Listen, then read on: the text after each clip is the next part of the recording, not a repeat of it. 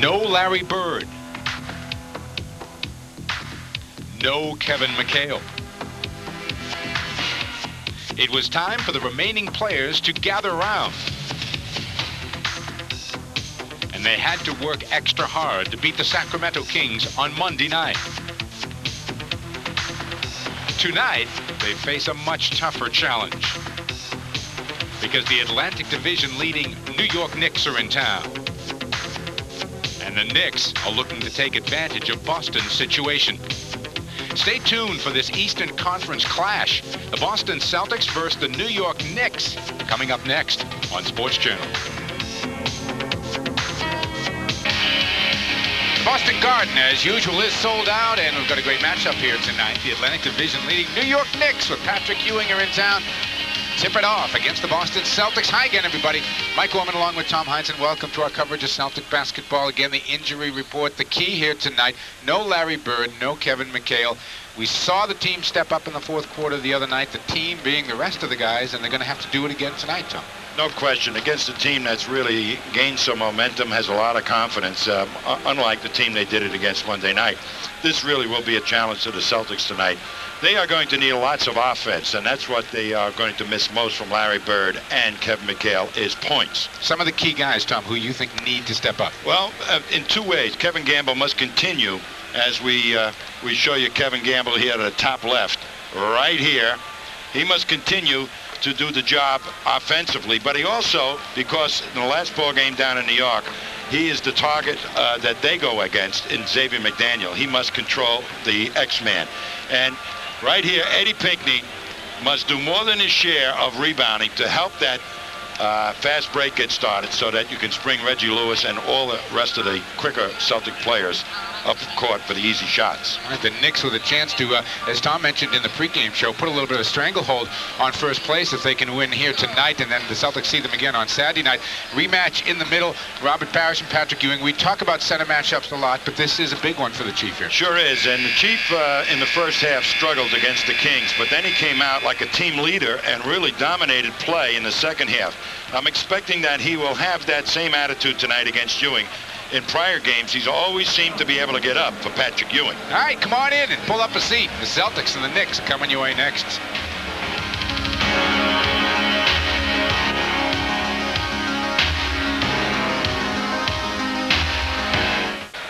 And we're back live here at the Boston Garden, getting ready to meet the starting lineups in tonight's game between the Celtics and the Knicks. Boston coming in 20-12 overall, 13-3 at home. The Knicks are 20-10.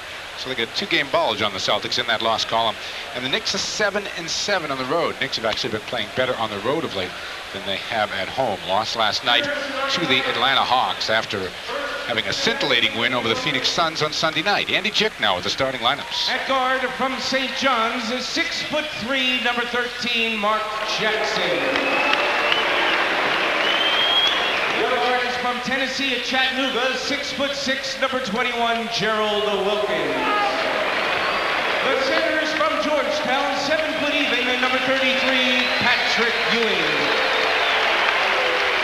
At forward from Wichita State is 6'8", number 32, Xavier McDaniel.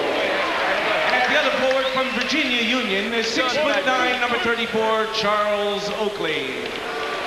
Trainer of the Knicks is Mike Saunders, assisted by Tim Walsh. Assistant coaches Dick Harder, Paul Silas, and Jeff Van Gundy. Head coach Pat Riley. And now introducing the Boston Celtics. At guard from Boston College is 6 foot even, number 5, John Bagley. The other guard is from Northeastern, 6'7", number 35, Reggie Lewis. The center is from Centenary, 7 foot 1.5 inch, number 00, Robert Parrish. At forward from Iowa, 6'5", and number 34, Kevin Gamble.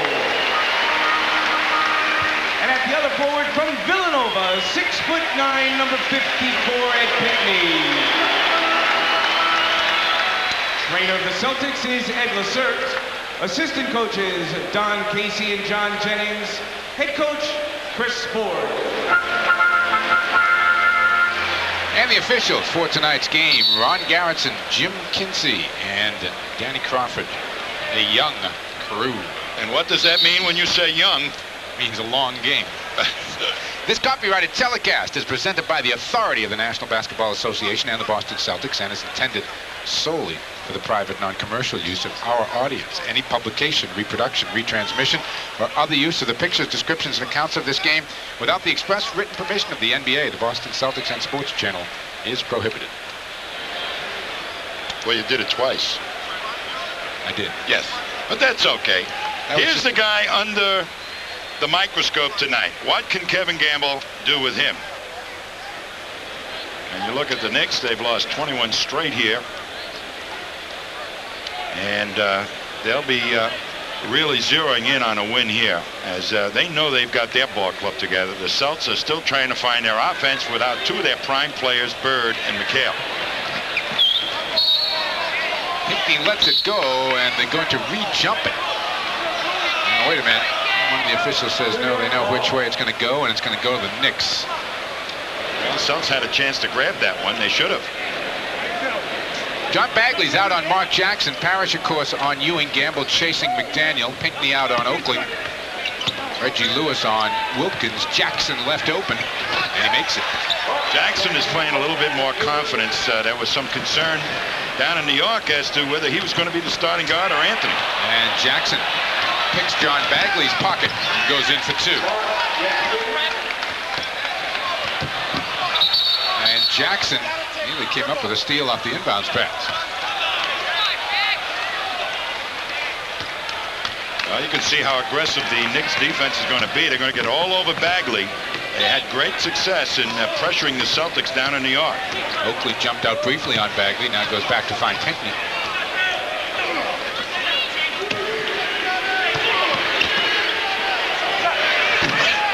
Parrish can't get it to go, and Oakley with his first rebound. Jackson with the head up finds Wilkins. And it'll be a foul on Robert Parrish as he cleared out Ewing. Well, there goes the first of many whistles tonight, I'm sure. And the players are going to have difficulty finding out how to play this game. Now, that was not a shove. That was an act. Pretty good one, though. Well, it works. With the young officials, it works. Bagley the double on Ewing. Jackson open again. Jackson's got 6 points. They're gambling off Jackson right now, saying he's the guy that's going to have to beat them. And so far, it looks like they better start thinking about it. Equal to the task. Gamble coming around the screen. Picked off by Ewing. Jackson's got McDaniel as a trailer, and McDaniel's got two. 8-0 Knicks. Don't want to get behind the New York Knicks at this stage because it's an uphill fight, and the Celtics defense is certainly not equal to a pressuring task like that. Remember, when you're having good times with good friends, drink responsibly, because friends know when to say when. A reminder from your friends at Budweiser. Let's take a look at the last play. Here's Gamble comes off the pick. He should have sat right in the pocket. Instead, he goes into the paint, draws Ewing, and Ewing had it with his hands right in the passing lane. You got to bounce the ball or put it over his head, and there they'll go. Come at you in droves if you let them. Mark Jackson, who became a father for the first time on December 28th, makes a perfect 4 of 4. 8-0 New York. Just a minute and 40 seconds gone in this game.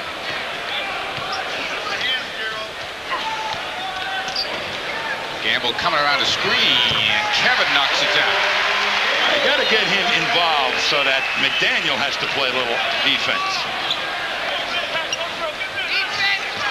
And here it goes. They're looking inside to try and get it to him. Pretty good deny there.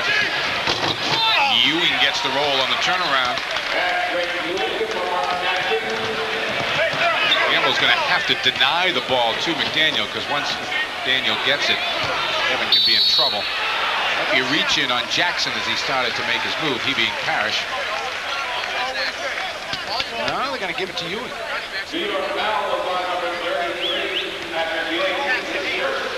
Well, that's not a bad idea because the Knicks without Patrick Ewing are not the same basketball team either. For sure. Reggie pops out this time. Goes on Wilkins. Short with the jumper. Pinckney, no on the follow. The tip, though, is controlled by Gamble. Crowd wants Kevin to pop a three. Parrish on the roll. Pass was a little lazy. Reggie in the lane for two. A little sloppy on the pick and roll play, but the Knicks defense that time broke down on that play. Ewing trying to find the spot against Parrish. Wilkins putting it on the floor. Leaves it to Jackson. And Ewing hits. Another steal for the Knicks. Oakley's got it this time. Oakley not sure where to go. Oakley did a nice job of playing the field there.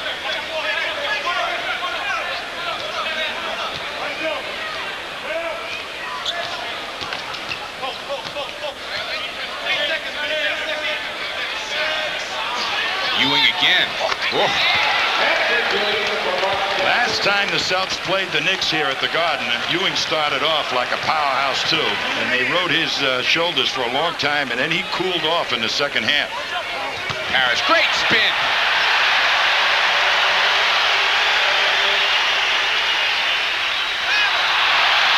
Knicks turn it over. Baggs on the break. Celtics with numbers. Bagley got it. Get a little aggressive with the defense. You got all the quick people in there now. Get aggressive. They're starting to. 14-8 New York. Gerald Wilkins first time. He makes the jumper. They must have eaten bullseye for breakfast this morning. Shooting like they live around here. Whoa! Come on!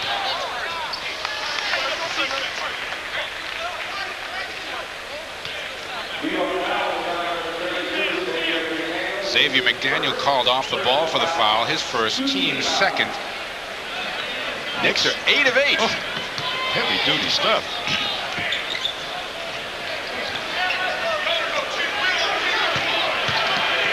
Parrish, tough shot. Oakley scrapping Jackson the rebound. Knicks a 3-on-2. Ewing on a wing. Well, Parrish just gave up on the play. After Ewing went off up to block it, he just took off up the floor.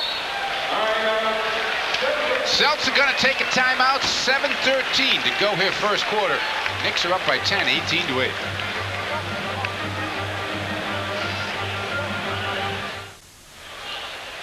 Got to watch Patrick Ewing right here on the defense. After Parrish misses the shot or takes the shot, Ewing just takes off up the floor. Now here's the shot. Ewing knows he bothers the shot. Now watch Parrish come into the screen from the left, and all of a sudden on the left again is Ewing, a half court out in front of Robert Parrish. You've got to get up there. If you take the shot, don't follow it that quickly. Know where Ewing is and get up the court. Reggie Lewis for 2 off the screen. Reg with 4, Knicks by 8. Reggie the near steal, and he comes up with it on the hustle play. And gets the layup on the left side. That's the good aggressive defense. Don't worry about the fouls. Get aggressive. Reggie picked up 3 in the first half against the Kings the other night. Kevin Gamble got a piece of that shot from Ewing. Reg the rebound. The up quick to Gamble. Wants it. Got it. That's the way to do it. Great play by Reggie. Good rebound and a good outlet pass. Celtics back to within 4. McDaniel still calling for the ball. Spins. Makes the jumper. That's the matchup that Chris Ford is worried about.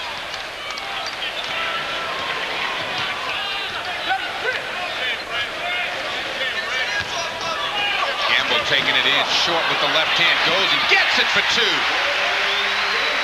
Well, they're scrapping. That's great. Look at Eddie Pinckney up there, cutting off the penetration.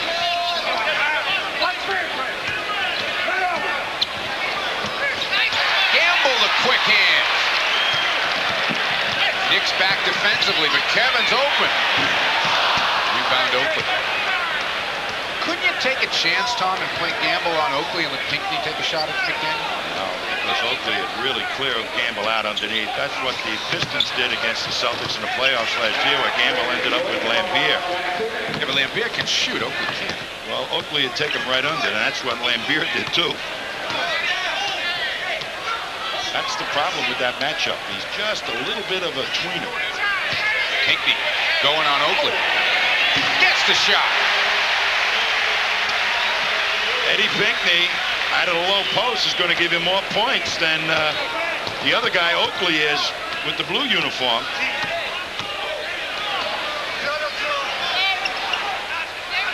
Patrick Ewing again. Boy, the Knicks just aren't missing. Just have to wait till he cools off. Parrish, the little bump, the double team from Jackson. Reggie, the open man, and he makes it. Good read by Parrish. Read the rotating defense. Wait till it got to the apparent open man and then got it to the definite open man. 8 first quarter points for Reggie Lewis.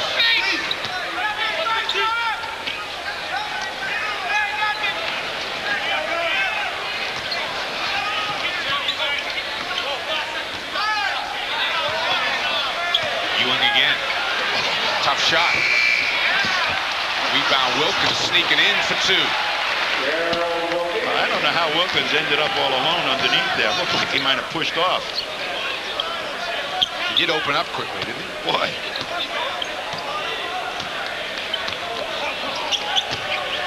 Reggie, a hook shot. Robert, the follow, the grab by Wilkins. The Chief will be at the line. Now you watch this kid that's coming in for Wilkins. Here's a look at the last play. Reggie curls off nicely, gets bumped off the shot, but Parrish uses that nicely to go for the rebound and had nothing but 2 points until Wilkins grabbed him. Chief made the first at 26-21. It was 72% shooting by the Knicks. John Starks, the player Tom was talking about, comes off the bench. Comes off strong, averaging 16 points a game for the Knicks, 3rd highest scorer on the team. In 26 minutes a game. That's really scoring. Xavier McDaniel has to give it up to Starks. Starks got Gamble in a switch. Daniels alone in the corner. Gonna launch one. Make it for 3. Don't let him get started. Don't let him get started. Bagley coast to coast, dishes for Parrish, lost the handle. Celtics will have to regroup. Still time. 13 on the shot clock. Reggie, nice little dribble move. In and out with the jump shot. Ewing controls the rebound. Jackson to Starks. He'll try a 3. McDaniel got away with a push-off. And then traveled with it. The Knicks are renowned for really pushing underneath there, primarily Oakley. Knicks take a timeout. We'll take it 2:50 to go here in the first quarter. Knicks by 7.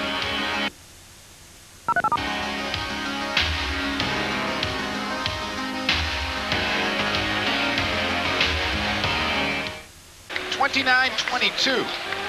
Knicks are on top by 7 with 2:50 to go here first quarter. Mike Gorman along with Tom Heinsohn. Well, the Celtics really got themselves in the hole early as the Knicks just jumped out, hit their first 8 shots.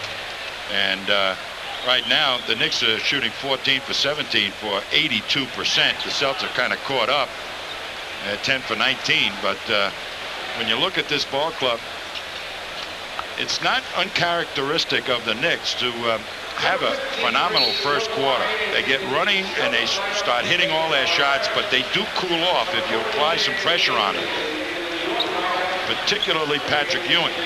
Joe Klein's in now, replacing Robert Parrish, and Anthony Mason out there covering Kevin Gamble has checked in first time for the Knicks. Gamble tries to work on him right away and lost it out of bounds.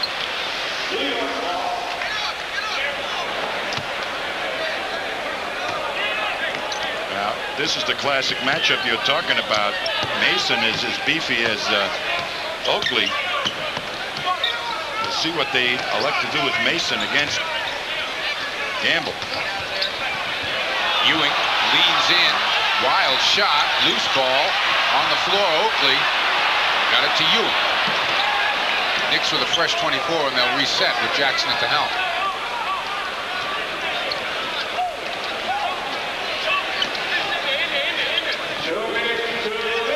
Patrick wants to work on Joe Klein. Bagley fakes the double. Little up fake by Ewing. Won't go down. Rebound Lewis.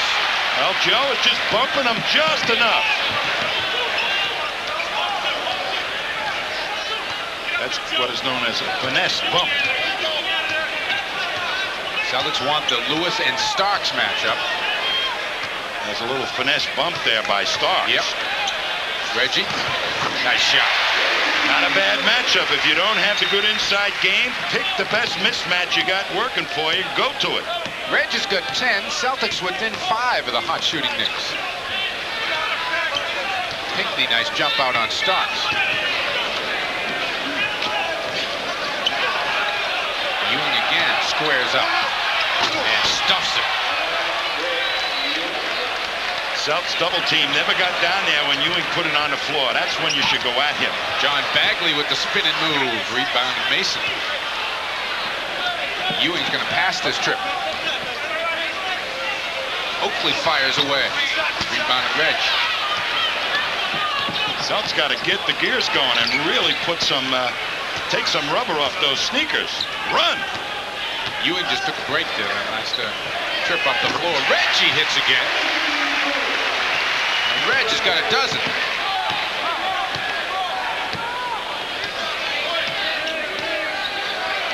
Inside Mason with the left hand.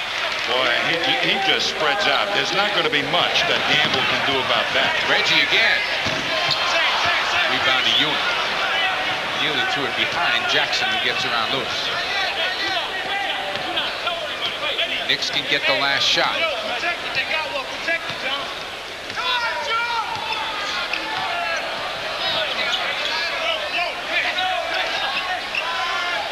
Starks for 2. What a great shooting quarter by the Knicks. Kevin Gamble lets one fly, but New York leads by 9 at the end of one, 35-26.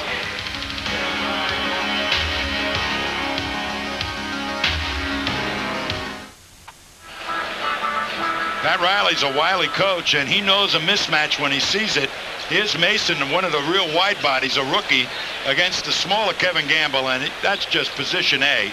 And that matchup at the quick forward spot, and that's really truly not a quick forward they got there, but Pat Riley is now playing, or was at that point, 2 power forwards. And the matchups have produced 9 points at the quick forward spot for the Knicks and 7 for Kevin Gamble. So Kevin Gamble, even though he had a good shooting quarter, gave up 2 overall. 74% shooting for the Knicks in that quarter. Brian Shaw, Ed Pinckney, Rick Fox, Joe Klein, and Reggie Lewis are on the floor for Boston. Jackson and Starks, along with Mason, Oakley, and McDaniel for the Knicks. Eddie Pinckney, long with the turnaround, all Knicks on the board. He forced it through the double team. He really doesn't have that kind of finesse. Brian Shaw now will take a shot at Mark Jackson defensively. Pinckney jumps out on Mason. Reggie will stay with Starks. That's a good matchup right there. Watch this kid explode. If that goes down, I have a newfound respect for John Starks.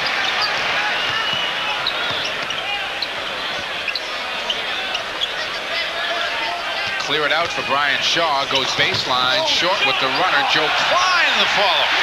Well, they're not playing with a center right now, as Oakley is really that man. So Joe Klein's going to have a height advantage over everybody in close to that hoop. And that's a good way to use it. Rick Fox taking a shot at McDaniel. Starks. Don't let him get his feet set. He comes off those picks, boy, and it's delivered at the letters. It's going, but he can put it on the floor in one dribble drive from the corner. Brian Shaw back rims it, and Oakley comes away. They need a good game offensively from Brian Shaw tonight. Well, Mark Jackson's having himself a game. 8 points. I believe he has 9 assists. Knicks by 11. I think by design they're playing very soft against Jackson.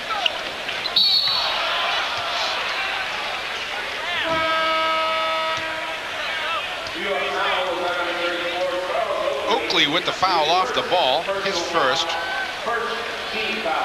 Here's Joe Klein trying to set up and utilize that size advantage, and then Oakley just rips him to the floor. Oakley does an awful lot of that type of defense and rebounds that way too and gets away with it. 10 minutes to go here first half. Reggie has been the offense. Goes on Starks. Good move. Count it, and the foul on Starks. What a move by Reggie that time. He got down real low like a sprinter. Watch how low he gets right now. Puts the ball out in front of him, and as soon as he sees he's not reacting, just continues to go. What a great offensive move by Reggie. First on Starks, second on the team. Reggie's got 15 first half points. The Knicks lead by 8. Greg Anthony, the rookie out of UNLV, in to run the show. Joe Klein called for a grab on Ewing, who's back in the game. I want to see this one, as they're fighting for the spot right now. Oh, that's less than the normal contact. Starks is short. Brian Shaw's got the rebound, and he should have looked up. That's his problem. He just doesn't look up quick enough. Nice pass by Rick Fox. Pinckney goes and gets his rebound and keeps it alive to Fox.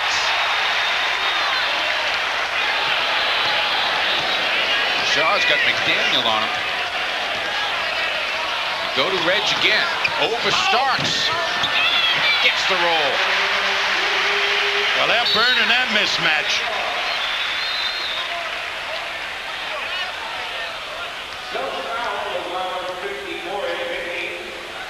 Pinckney called for a foul on the inbounds play.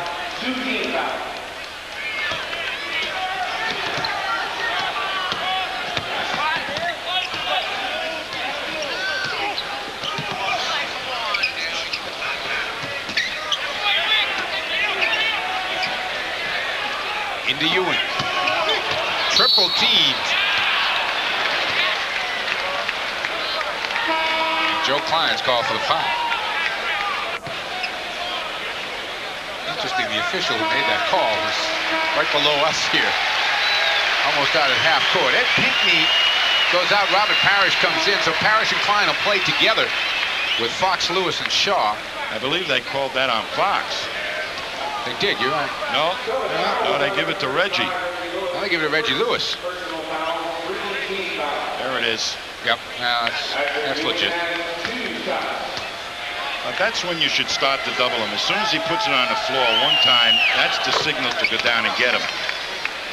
And you got to throw against great pivot guys. You got to keep them guessing. Not let them know when a double team is coming. Sometimes right on the pass in, sometimes on the dribble.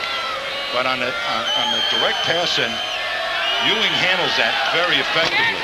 But he doesn't handle it when he puts it on the floor. He really doesn't know where to pass the ball when you start to double him after the first dribble. Greg Anthony out defensively on Shaw. Sticking with Starks. Now the double team on Reg. Joe Klein from the corner. Now, Joe Klein ought to be involved in the offense for those type of shots. That is his shot, not hook shots. I'll try and get him 20 points out of the low post. Starks has it knocked away a couple of times, then comes up with it. Mason. Nice shot.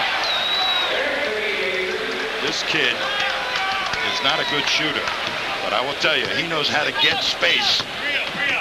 Even better than Oakley. He's got tremendous upper body, doesn't he? His shoulders are as wide as Broadway. They are. Rick Fox, nice dribble move on McDaniel, and sticks the jump shot. Not a bad idea. Let him get involved.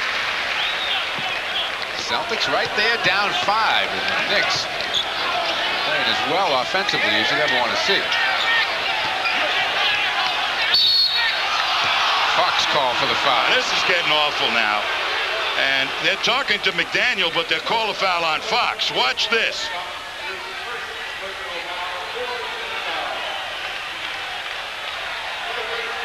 That's where they call the foul. Give me a break. 14 foul on the Celtics, first on Fox. Kevin Gamble's back in. Reggie Lewis is out. Starks lost Gamble and hit the jump shot. You got to go out and get him off those picks. An extra hard rush to get him off those picks. He's such a quick shooter. 6 for Starks off the bench. He's covering Gamble. Rick Fox again. Robert Parrish takes the rebound from Ewing. Short with the fall away, and Ewing is there this time. Anthony to McDaniel. And he gets hit by Joe Klein. Xavier McDaniel will go to the line. Not a bad foul, Joe, as Fox just dallied a little bit off the rebound and then couldn't catch up with McDaniel. Celtics take a timeout, 6:56 to go here first half. The Knicks are up by 7.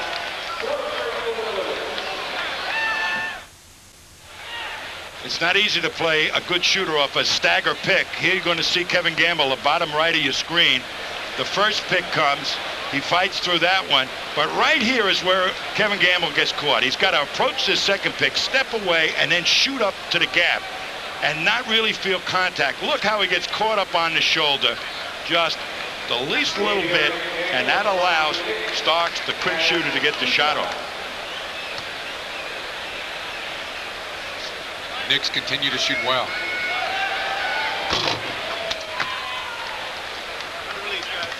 Starks, incidentally, has been averaging 18 a game against the Celtics this year from out of nowhere.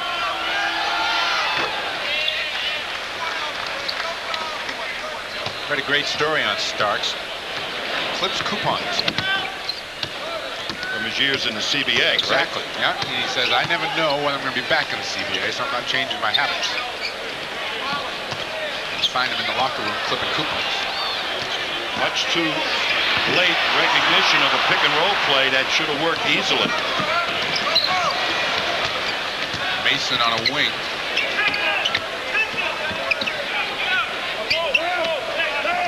Starks telling Ewing he wants a screen. Ewing didn't really roll off it. And spins in for 2. Ewing had rolled to the hoop. He had a dunk. Turnover Celtics. Anthony to Starks. Anthony Mason there for the offensive board. Spins back in for 2. Great play there by Mason. How many times have we talked about Brian Shaw advancing the ball with the pass and really not feeling confident? That last time he tried to advance it and was picked off. Those are those little things that you pick up just by years of experience. Knicks are going to take a timeout with 5:51 to go. Rick Fox called for an offensive foul that last trip. New York's up by 13.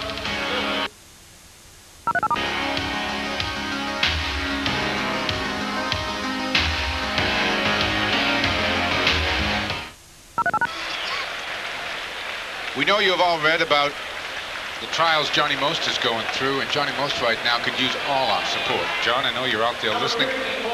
And fans, we would like you to get behind John here. Please send some cards. Care of New England Baptist Hospital to 91 Parker Hill Avenue, Boston, Massachusetts, 02120. Get well, John. And get back here to the Garden. Johnny Most has provided so many moments of excitement and love about the Boston Celtics. We sure could use it now from all those people that he gave it to. Anthony Mason is having himself a game here. He averages 6 a game. He's got 8 in the first half. Knicks have their biggest lead. It's 15. 5:20 to go in the first half. Gamble trying to back Wilkins down. Hits the little turnaround.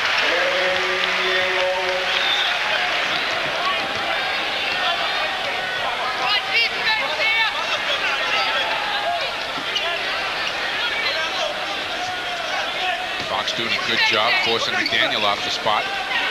Knicks go to Ewing instead. Nearly picked off by Fox. It goes out of bounds with 4 seconds on the shot clock. Great hustling defense that time, particularly by Fox. Now really get aggressive here. There's only 4 on the shot clock. Don't let him inbound the ball that quickly. Near steal by Parrish. Ewing picks it up and sticks the J. You knew that was going in tonight. 19 for Ewing. Fox, the little dish for Pinckney, and Eddie will go to the line. Couldn't finish it. That's a great move by Fox, and in actual fact, he should have been stepping to the line on the first play as Mason came up hard underneath.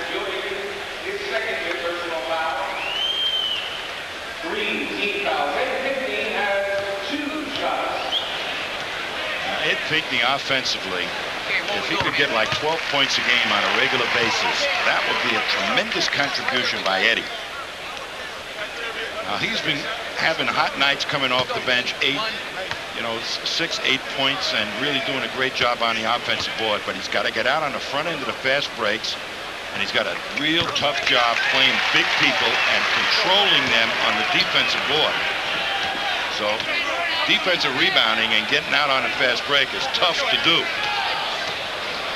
Shaw out there on Anthony.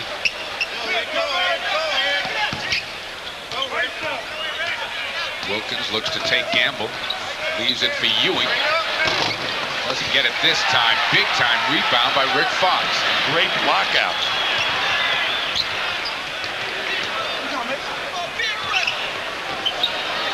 Parrish wants to go on Ewing. Double team. Where's the foul? Oh, great follow by Fox.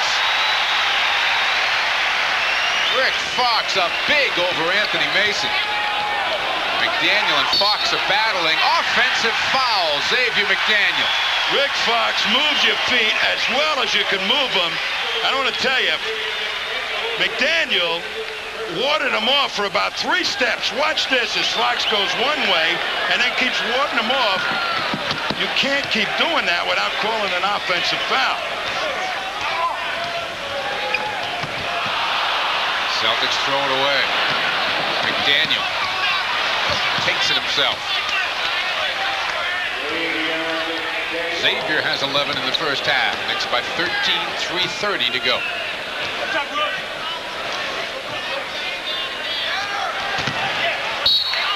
Shaw lost it again.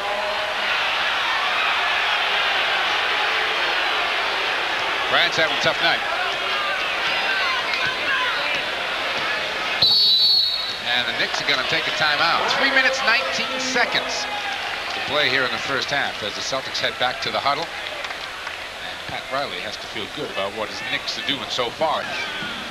You know, Mike, the Celtics, if they're really going to be competitive with this ball club, the first thing they got to get in their mind, I think, is it, which is tough to do because it's almost a 180 from where they were defensively. They've got to start out aggressive defensively in the very beginning of the ball game. Get up tight on people and really challenge them. The Celtics kind of try to feel their way into the first quarter here, and it didn't work by any stretch of the imagination. And right now, this guy we're looking at, Brian Shaw, to my way of thinking, is between a rock and a hard place. He's not very confident about what he's doing. He's not feeling good. All this clamor about his style of play as we look at Doug Flutie is not helping Brian Shaw really get into the groove of what he'd like to do. He's a much better basketball player than what's been happening for him in the last couple of weeks. He's had a couple of good offensive games, but not in total has he done all the things he's capable of doing. Nothing beats the excitement of Boston Celtic basketball, and nothing beats the distinctively clean, crisp, cold taste of a Budweiser. Nothing beats a Bud.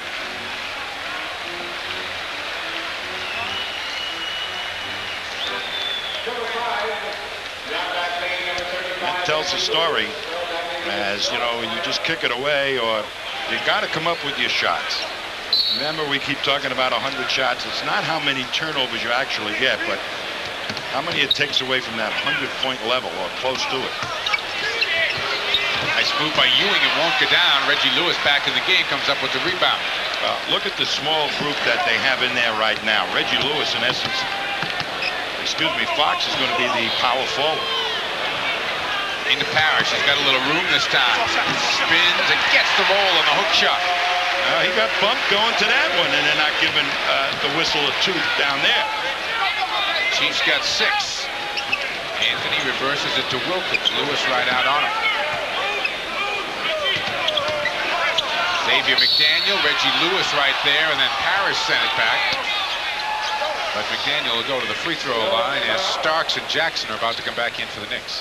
What Gamble is doing, he's got caught in between trying to muscle a guy and out-quick him. And once you got to muscle a guy so he doesn't get the good low post position, but once he does get the ball, then you've got to drop off him so he can't use any quickness on you. And Gamble that time just was too close to McDaniel. If anything, give McDaniel fall-away shots. That 37-point night against the Celtics really set off Xavier McDaniel, and he's been on a scoring tear ever since. More like the player they thought he would be. And they weren't really happy with him prior to that game. They sure weren't. Misses them both. Celtics can get back to single digits here. Mason's covering Reggie Lewis now. McDaniel's over on Gamble. Now McDaniel's on Fox. Chief can't hit the fall away. Mason cleaning house underneath. I guess he did. Reggie is doing one whale of a competitive job tonight. He's trying offensive rebounding, defensive rebounding, shooting, defense, everything.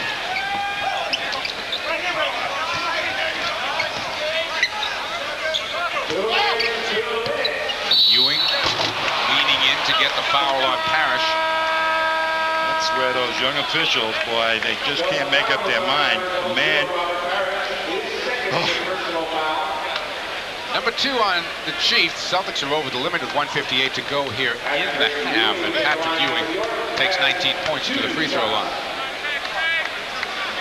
The only unfortunate part about the 19 points, when he's had the hot nights here in prior ball games, they've really made him work to get him. They have not really done that other than Joe Klein. So now, with 20 points, he's still going to have plenty of pizzazz left for the second half. He's kind of petered out in prior games in the last half, and particularly in the fourth quarter. Jackson on Bagley. Starks is going to try to cover Fox, and the Celtics are going to go at that matchup. They've been picking on Starks defensively tonight. Foul called on Starks on the move that Fox made. Knicks not over the limit. New York foul was on number 3, John Starks, 6 seconds, personal foul. First to the last 2 minutes. Welcome to the NBA, John Starks. It's not a bad guy to pick on because he wasn't down to the CBA for nothing, and it normally is defense. Again, the Celtics want to go to Fox, and they do. Double team from Jackson. Back to Rick again. Takes the turnaround. Rebound to Oakley. Well, they got what they wanted.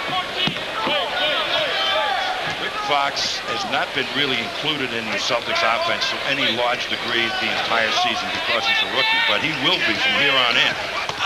Reggie Lewis stealing that flying pass from Jackson. Celtics with some numbers here on the break. Reggie on a wing. Rick Fox by Starks for 2. 6 for Rick. Celtics down 11. Under a minute to go now in the half. And they're going with a small 4 here. 4 zips and a zap. Reggie jumps out quickly on Starks, and he can't get the shot off. Starks putting it on the floor. Reggie got a piece of it. Loose ball. Mason got to it first.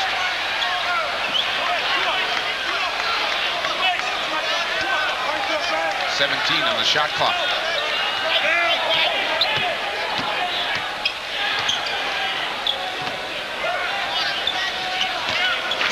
Starks comes up shooting. Oakley can't handle it out of bounds. Celtics catch a break, and they'll get the final shot of the half if they want it.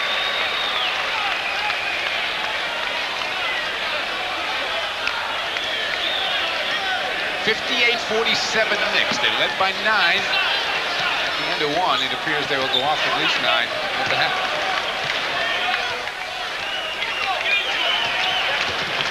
Jump out on Bagley. Gamble had a shot, passed it up, gives it instead to Fox. He gets stripped out of bounds, and the Celtics now have 2.7 seconds to get a shot up. We're the only team in the league that when somebody comes down with their arms, we don't get the fouls. Reggie Lewis knocks it down. Oakley to Starks. He lets it fly. Mike, we have a chance to win this game. 19 first-half points for Reggie Lewis to keep the Celtics in it. But the Knicks lead by 9. 58-49. We'll be back.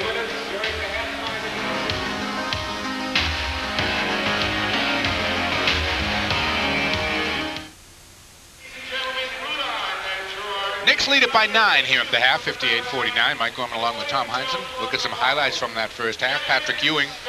Well, Patrick all Ewing, scores. Yeah, he had a hot hand here, and one of the big reasons is that the Celts really have not played him very aggressively. Now, that's a tough shot, but he got off the mark very easily. He's got a world of confidence now in this ball game. And this kid, who has come off picks, John Starks, has been sensational as a quick shooter. There's the pick, and Gamble way too late, and he's got 2. But now, the other end, Reggie Lewis has just done about everything there is to do, and this is one sensational offensive move.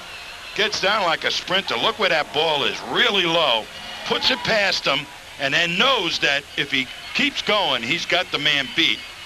And before the weak side of the defense can adjust, Reggie scored 2. 19 for Reg, and again, that's keeping the Celtics in it. 58-49. We'll be back with Bob Lobel in a minute.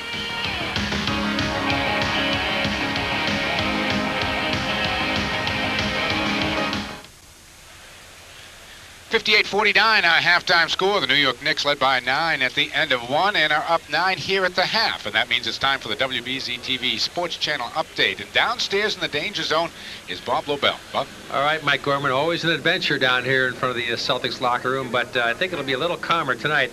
The Celtics, of course, have their hands full with the Knicks. Meanwhile, the Bruins are trying to gain some ground on their Adams Division rival Montreal Canadiens at the Forum in Montreal tonight. It is in the second period, and the Bruins are not exactly having their way with the Canadiens either. First period, the Canadiens waste no time. A minute 30 in, Dennis Savard beats Del Judas, and it's 1-0 Montreal. 2 minutes later, Sean LeClair's shot squeezes between Del Judas and the post, and Shane Corson knocks it home. It's 2-0 after 1 period in the Forum in Montreal. Which brings us to the National Hockey League scoreboard. Thank you very much. Quebec leads Buffalo, and St. Louis leads the Rangers tonight, also in the first period. NBA news tonight. Philadelphia's Charles Barkley was formally charged with a misdemeanor of battery and disorderly conduct after breaking a man's nose in an altercation outside a Milwaukee bar last month. Meanwhile, in the NBA tonight, of course, you know the story here. The Celtics up or trailing by 9 points. The slugging 76ers in Houston, Miami with a surprising 8-point lead on the Bulls, and Detroit and Sacramento, Jersey and Minnesota, Indiana and the Clippers in the second quarter. Some comings and goings in professional sports to tell you about. Chuck Knox's return as head coach of the Los Angeles Rams. His first head coaching job was with the Rams 20 years ago. And Steve Lyons is headed south. Psycho has agreed to a deal with the Atlanta Braves, a 2-year deal. He is leaving Boston and heading for the Atlanta Braves. Tom Seaver and Raleigh Fingers are the newest members of baseball's Hall of Fame. Of course, Seaver was named on a record 98.8% of the ballots, the highest vote total ever, and he was quite emotional today and spoke about the honor. My children, one of the things that will happen is that my children will be able to take their children to the Hall of Fame and say, there's your grandfather. In his day, he was pretty good at what he did. And that's a very special that's a very special thing for me. I'll be in there. All right, Pete Rose is on baseball's ineligible list, was a write-in on 41 ballots. The former Reds great made his debut as a radio talk host in Florida today, but he had little to say about that ban. You know, I proved I was human, and I did make some mistakes, but I paid, like you said, for my mistakes. But I guess what I'm looking for is an opportunity. I'm not looking for sympathy. I don't need that, but I'm looking for an opportunity. And if I get an opportunity, which I am getting, I'm going to take advantage of it. I played against Pete for many years. I played with Pete for many years. One of the greats of all time. And I think deep down, if I had to pick an emotion to voice about Pete, I hope he's here one day. All right, the Celtics are safely out of the locker room and back on the court, and we have safely made it through another WBZ TV Sports Channel halftime cut-in. We'll have all the highlights and reaction on Channel 4's 11 o'clock news at, coincidentally, 11. We'll be back with Mike and Tommy with the second half of the action from the Boston Garden. This is Bob Lobel.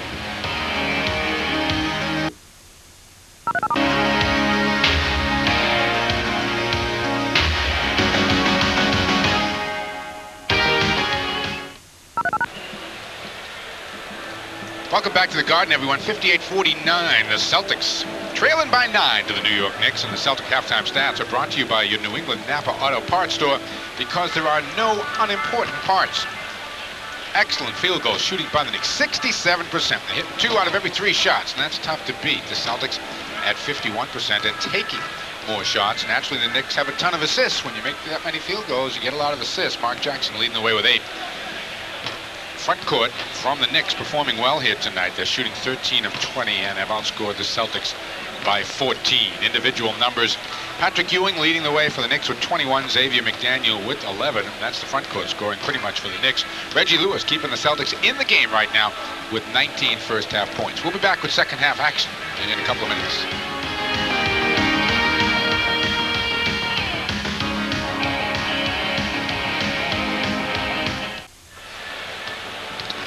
58-49, the halftime score. Mike Gorman along with Tom Heinsohn. You felt going off. Celtics still very much in striking distance here. Yes, you know, the Knicks are not going to keep shooting the way they've been shooting. They just were miraculous. They made their first 8 shots. So that stuff is going to stop here in the second half, just from the sheer stamina situation where you get a little bit tired, start the front rim, and get a little bit more aggressive. But the one striking thing that I saw in the halftime stats is that Mark Jackson has 8 assists. That's the same number that the entire Celtic team has, 8 assists, and that's not Celtic up-tempo basketball at its best. So I'd like to see him run a little bit more and get aggressive on the defense. Here's the percentages when 16-1, when the Knicks are leading at the half. I'm always amazed by that, you know, like, give me a break. 16-1 when they're leading at half. And they're probably 17-0 when they're leading with a minute to go in the game. But how about that sweater on D. Brown there, huh? I like that. He figured it out with his computers. Yeah, it does look like the entire design.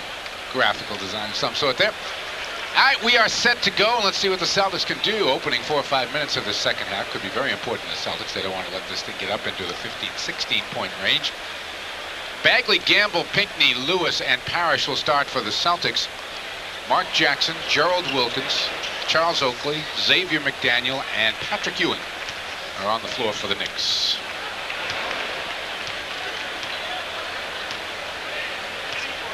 And really nobody in foul trouble. A couple of the Celtics with 2 on them. And with this lineup in there now, you're going to have to start worrying about fouls, but be aggressive. Really that many fouls called in that first half. Would have expected more out of this crew. Parrish bumps off Ewing and gets 2. I can't understand why Parrish can't get a foul going to the middle like that. He got hit twice by Ewing.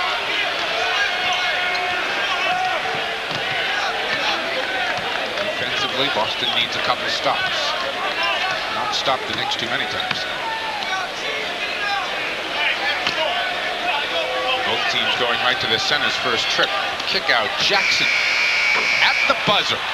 Only a 2, however. 10 points for Jackson, 8 assists. Strong game.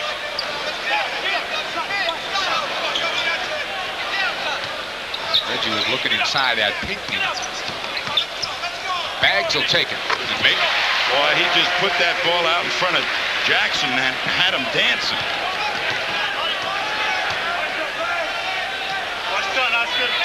It's the 4th game in 5 days for the Knicks. Certainly not playing like it.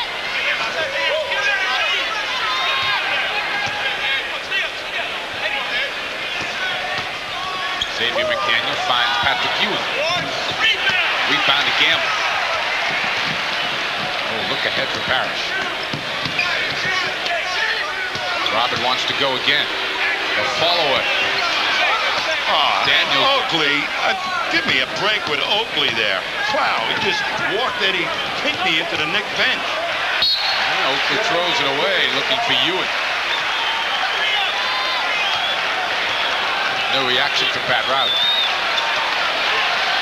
Celtics can get to 5. Crowd starting to make a little noise. Gamble, good up fake. Sticks the jump shot. Put it in their face, Kevin. At a baby.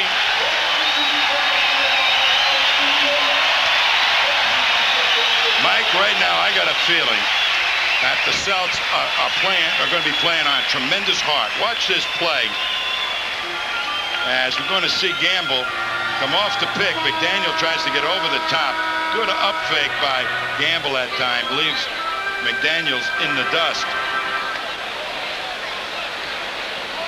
Well, Pat Riley may have had no outward reaction to that pass by Oakley, but he spent the first 10 seconds of that 20-second timeout right in Oakley's face. What is the matter with you? But, you know, Oakley and McDaniel are renowned for clearing people out for the rebound. Oakley has got a elevation when he jumps of about 3 inches. So how does he get all those rebounds? Position? No. He just shoves you out of the way.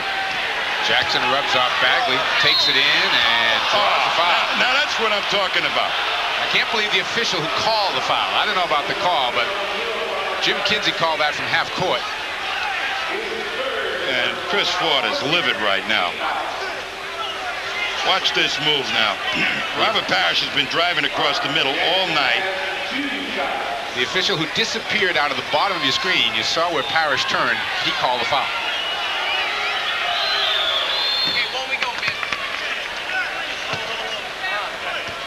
On a pick and roll play, what the Chief doesn't do that Joe Klein does so well is jump out and show himself, because he really doesn't have the quickness of foot to push that guy off the angle of attack at least a little bit and allow the small defender to get back to his man.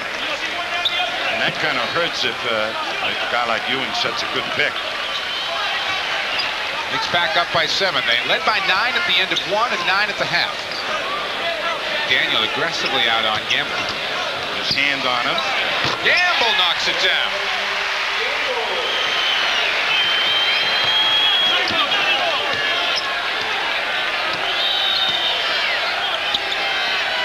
Wilkins has been quiet tonight and rips a 3. That's left over from Rick Pitino days. Yes, indeed. John Bagley, little hesitation job. Loose, Jackson's got it. Well, Parrish, he was looking for Parrish on that play, and Parrish never showed up. Xavier McDaniel comes up short, tipped but controlled by Wilkins. Now Ewing will make his way up the court.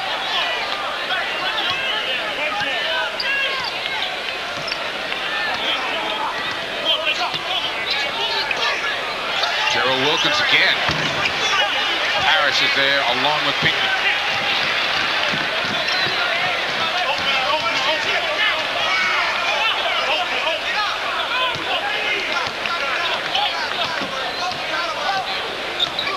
Bagley trying to move on Jackson. Goes into Parrish. There's the double.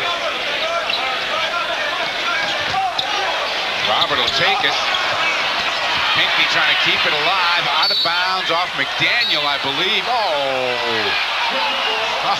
look at Pinckney. This is not the crew you should send to for a division, you know, where 2 teams are battling for the top of a division. It just isn't experienced enough. Oakley and Pinckney will go up. Controlled by Ewing. Knicks by 8 in the ball with 8 minutes to go here, third quarter.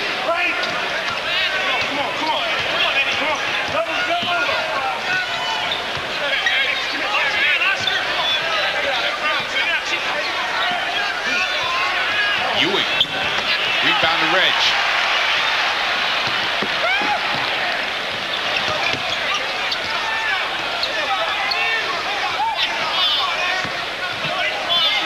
Wilkins is out on Lewis. They clear it for Reggie.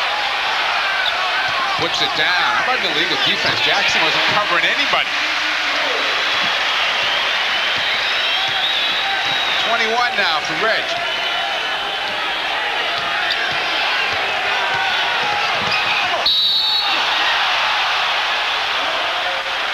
That's as well as you can play that pick and roll play, though, Mike. Eddie Pinckney got up there, showed himself, knocked him off the angle of attack. You watch now Eddie Pinckney show himself, and then Bagley cannot disengage, so Pinckney is forced to pick him up, ties him up, and then luckily for Jackson, the ball goes up off the glass and in. That's not what you'd call one of those well-conceived pick and roll plays, but manages to produce 3.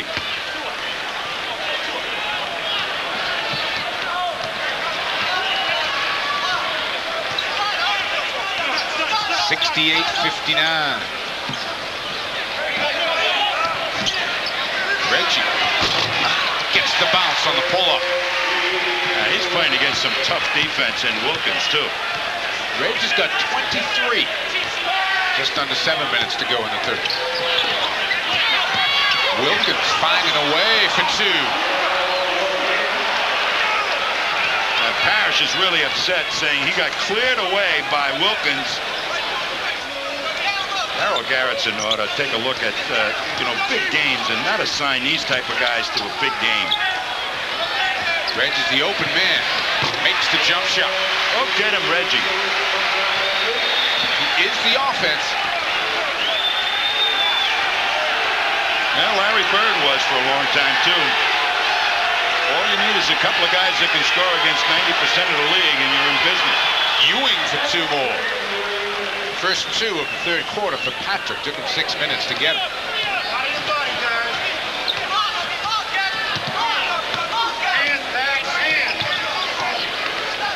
Gamble coming around a Parrish screen. Xavier McDaniel got him on the arm. Celtics take a timeout. 5 minutes, 57 seconds left to go here in the third quarter. It's a 9-point Knick lead.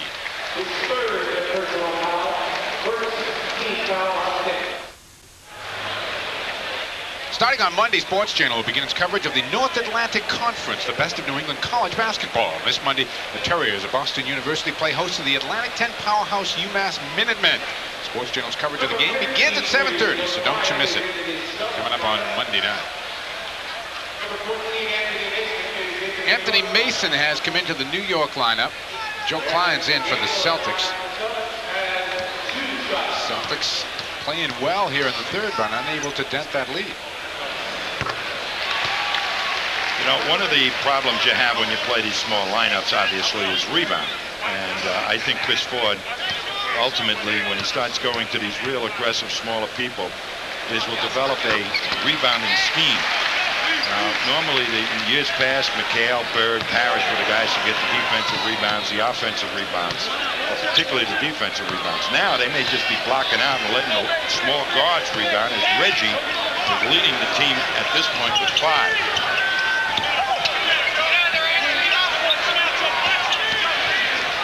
Wilkins for 2. Tough shot. Sure was. Always liked him as a player. Got 7 points here in the third, keeping the Knicks on top.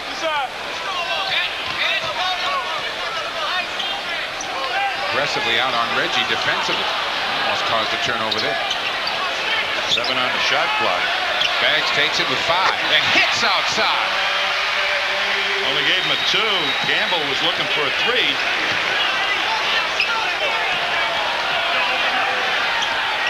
John Bagley's shown some great range on his shooting last couple of games. Joe Klein pushing Ewing off the spot, bodies him. Patrick makes it anyway. 25 for Ewing as Jackson continues to pile up the assists. Kevin pops out, makes it. Wilkins is finding Reggie very quickly on the up quick of the Celtics, but McDaniel is not. So Bagley's having a difficult time advancing the ball with the pass as easily as, or as much as he'd like. 8-point third quarter for Kevin Gamble. Ewing again. What an offensive player he has become. Clear it out for Gamble. He kicks it, and the Celtics reverse it. Inside to Klein. Joe doesn't get the bounce. Mason on the rebound, dribbling himself.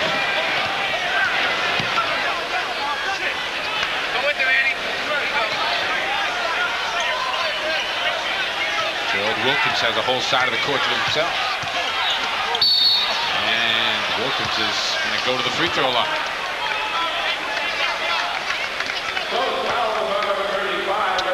Reggie picks up his third. You know, you're not supposed to be able to isolate a player. You got to have two guys on the same side of the court. And in that alignment, Jackson was just barely on the legal side of the one half of the court. It's the old Don Nelson rule, right? Right.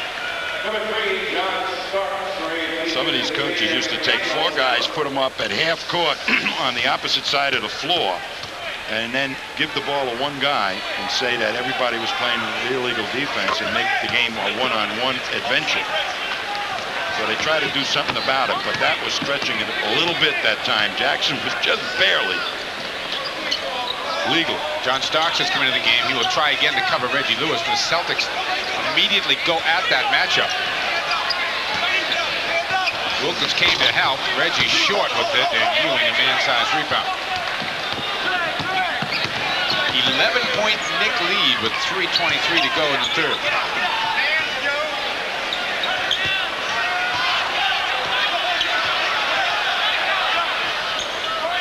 Eight on the shot clock. Starks lets it fly. Gamble and Pinckney combine. Joe Klein. Maybe Pinckney was trying to post up Mason. Now they go to Klein's got Starks on him. Joe can't get it to fall. Rebound to Wilkins. Good play. That's where it should have gone.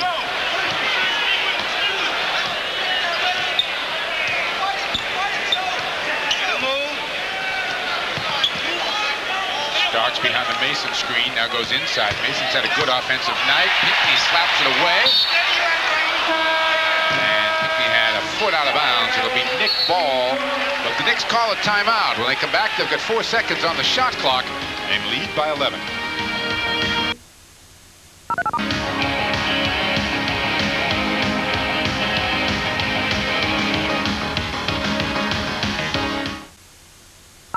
This kid Mason is all left hand. He can't shoot with his right hand. He tries to fake so that, and all of a sudden there's Pinckney getting right at that left hand as he makes the turn to the hoop. Pinckney steps out of bounds. Mason again. Pinckney made him change the shot, and someone over the top. Now 24-second violation.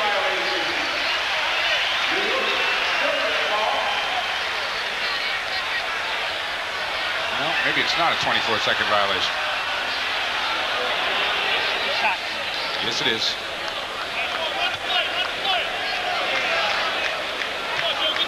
Well, this is it's not going to do well with Brian Shaw's head right now as Ricky Green has come in at the point guard.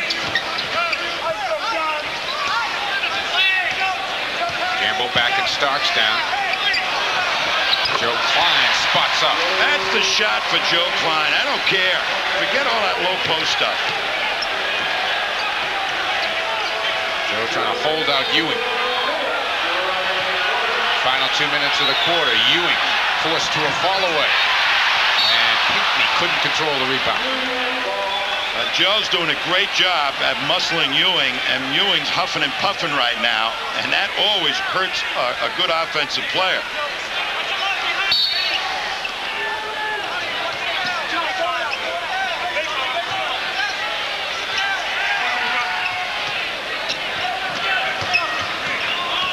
Jackson. Oh, he had a strong night.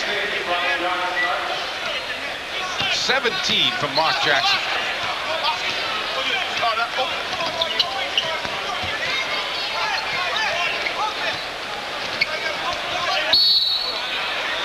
And they got Mason with the arm in the back of Eddie Pinckney. I got to tell you, and that is not a good call either. And it goes for the Celtics.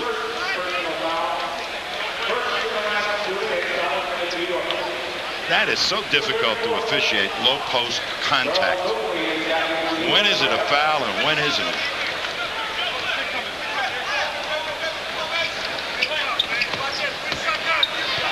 side. Pinckney, and he'll go to the line. Mason got him again.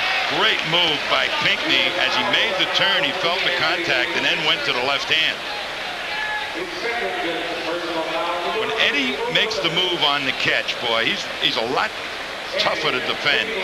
When he starts thinking about it and the second defender gets down and he has to wheel his way through two guys, that's when it's really tough for Eddie. 5 points for Ed tonight. Going to need, without Bird and McHale, double figures from him. And mostly on fast break and cleanup rebounds. And every once in a while, go to him in the low post. They're hoping right now Ricky Green's going to come alive offensively too. Jackson trying to back Green down. Fox is in the game and he's out on Starks defensively. Oakley comes up for a blindside screen. That's that jump out by Joe Klein. It works. Jackson dribbles it off his foot into the backcourt. Best defensive trip of the night for the Celtics. Well, you see what happens when you jump out like that. Joe Klein was almost to mid-court picking that man up, caught him by surprise, and totally took that pick-and-roll play out of sync. That's what I mean by being aggressive. Gamble, they're going to pick on Starks. Ricky Green front rims it, and Jackson a rebound, no less. Wilkins, no. Loose Pinckney, taking it away from Wilkins and finds Ricky Green. Great hustle defense that time by Ed Pinckney to really deny a layup and then come up with a rebound. Knicks will see it one more time. 14 on the shot clock. Gamble gets it with 8. Jackson comes in the double. Illegal defense is called. And they're going to give him the bats. Wait a minute. Yes, they got to give him the. Oh, yes, give him the basket. Yeah. And a technical foul. Look at Joe. That's Joe Klein's shot. They're claiming the basket's no good now. They say the basket is no good. Oh, that's awful. The man was in the stroking motion.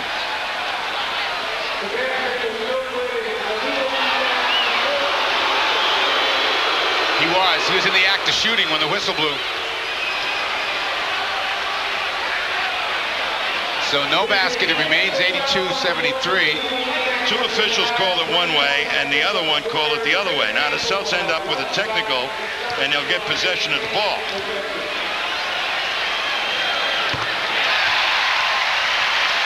17th point of the night for Kevin Gamble to get the Celtics within 8, and they have just under 11 seconds to get a shot up. Joe Klein could make a living in this league just shooting straight-in shots from 17 feet. This building will explode if the Celtics can get a hoop here. Comes to Gamble. Kevin runs into Oakley. Takes a wild shot. Loose underneath. Pinckney scrapping for it. Back up. No!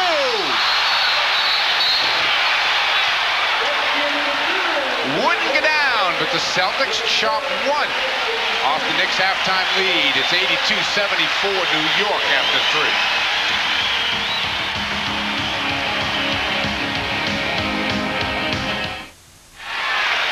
12 minutes of basketball left here at the Garden, and the Knicks have an 8-point lead on the Celtics. And Friday night, the Celtics will be back here to take on the Minnesota Timberwolves. Sports Channel's coverage of the game will begin at 7 o'clock with the Celtic pregame show, and then at 7:30, it's Celtic basketball exclusively here on Sports Channel. Ricky Green stays in the game with Kevin Gamble, Eddie Pinckney, Joe Klein, and Rick Fox. And it's Jackson, Oakley, Starks, Mason, and Ewing. Fox out on Starks. Ricky Green on Jackson. 4 on the shot clock. Jackson gives it to Starks. And a 3-second violation is called on the Knicks. Getting back to that zone defense that they call, they can't give the team a basket and then penalize the other team. So,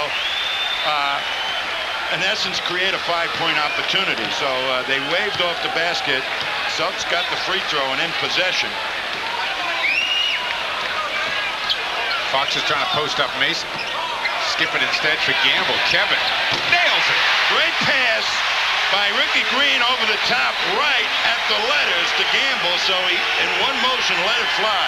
6-point game as we approach 11 minutes to go. Starks off a screen. Ewing an offensive board. And was Fox right there. Pinckney rips off the miss. Up to Green. Ahead to Fox. And Rick will go to the line.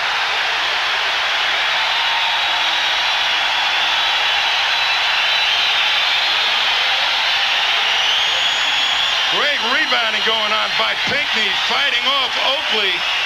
And now look at Ricky Green.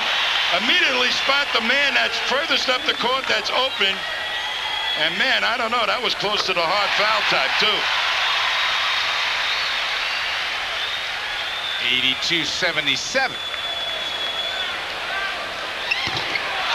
That's where it stays. 5-point game. On his free throws, he should stay to the line. He's very anxious, a rookie. Pulls away just a little bit too much, too quickly. Xavier McDaniel comes back in for the Knicks, has it, looking for Ewing down low. Blocked by Gamble. Ewing comes to get it. Pops Gamble out of bounds. Xavier McDaniel. Rebound Pinckney. Celtics can get to within 3. Ricky Green the advance to Joe Klein. Gets it back. Finds Fox. Spin move. Fox, he'll go to the line again. Celtics defense right now, very aggressive without Parrish in there. The old vet, very aggressive and taking the rhythm away from the half-court offense of the Knicks. Nice job by Ricky Green, too. Sure was. He's advanced the ball well. 3 trips in a row. In comes Reggie Lewis right now to take over for a very tired Kevin Gamble, who's played exceptionally hard here.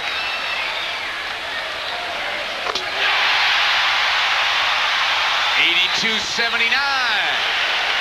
And for the second straight game, the building comes alive in the 4th quarter. Green on Jackson. Fox, nice job boxing McDaniel off the spot. Klein and Ewing battle. Ewing, no, rebound, Klein.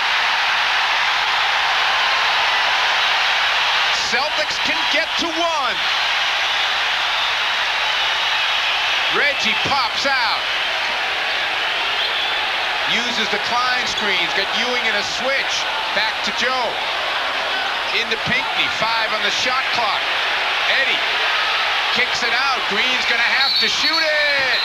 Oh, they say 24-second violation. It didn't go anyway.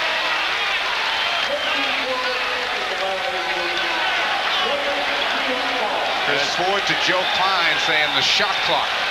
Keep your eyes open, but you know, how often has Joe Klein played in these type of situations? He's really mainly concerned with defense on Ewing, for which he's doing a great job right now. First turnover by the Celtics, Tom, in the second half. McDaniel. Stripped by Fox. And Rick's got the ball. Up to Green. Boston with numbers. Reggie wants it. Here comes Starks. Coast to coast. Klein the block. Green the other way. Cross court Lewis. They're waiting for Joe, who's dog-tired right now. Reggie. Oh, he stepped on the baseline, according to Jim Kinsey. And Reggie's saying, hey, the man pushed me. Chris Ford out to half court.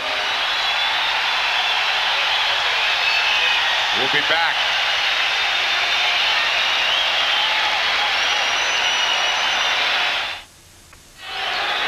Here's the out-of-bounds play. Watch now. Ewing needs him. Steps, not quite, but look at how delayed the whistle was.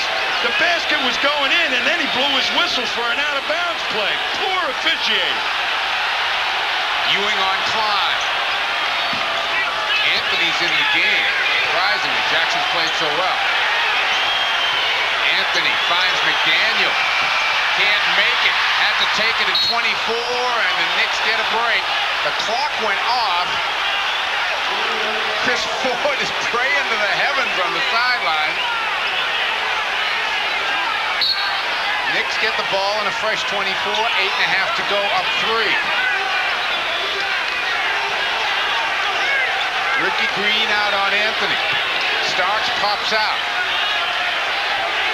Mason a screen. Ewing got popped underneath by Klein. Ewing gets up, misses the shot, Pinckney the rebound. Celtics another chance to get to 1 or tie.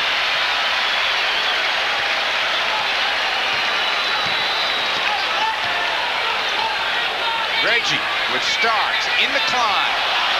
Joe backs in, takes it, gets the follow, rejected by Ewing. Pinckney rejected by Ewing. Loose on the floor off Pink. No! Celtic ball off Starks. Well, there's a bad call again. It looked like it went off Pinckney. But this is not an option at a key point to go to Joe Klein against Patrick Ewing on the box. That is not a percentage play.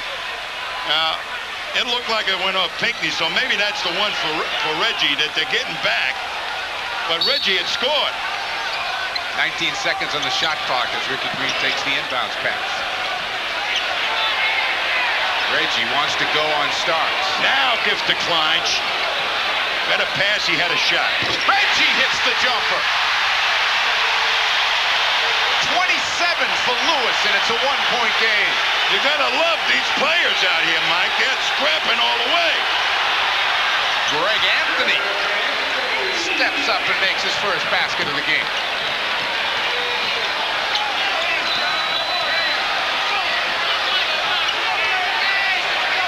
Reggie Lewis on Starks again.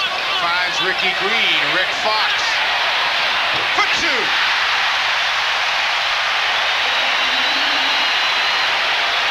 84-83 Knicks.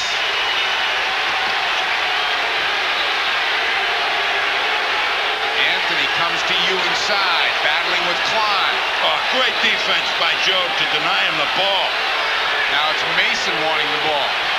Mason stripped by Pinckney. Oh, ho, ho, ho, ho.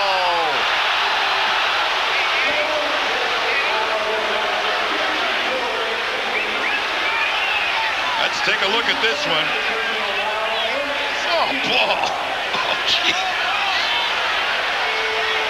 And the officials are telling Eddie, don't demonstrate like that. It's going to be a technical. I demonstrate.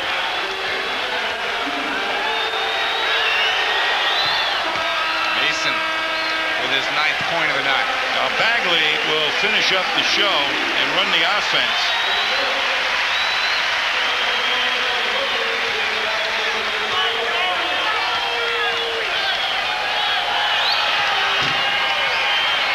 Two for Mason. 86-83 Knicks. 6.5 to play in the game. Anthony out on Bags.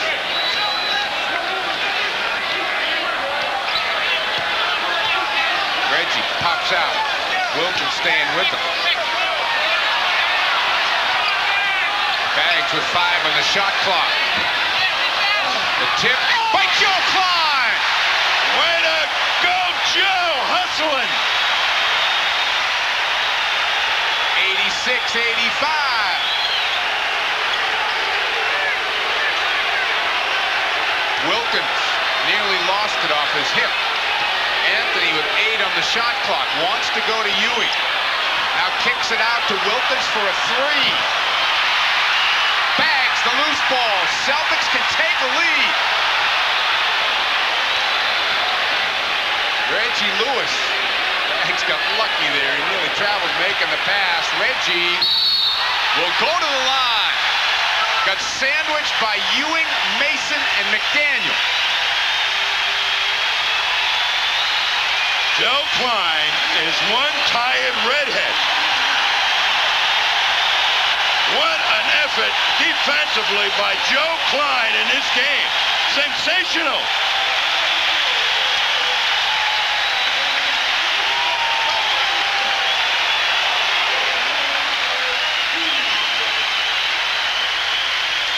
Joe Klein can hardly breathe right now as Parrish comes in for him. And Parrish will have to really play that tough defense. Joe trying to get it together right now. He's been terrific. Boston's got a lead, for the first time tonight.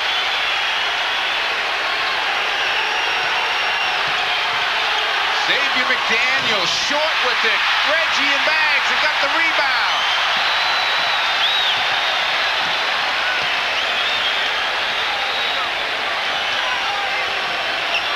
Fox open. Rebound to Mason. 5 minutes to go in the game. Celtics by 1. Mason nearly lost it, got lucky.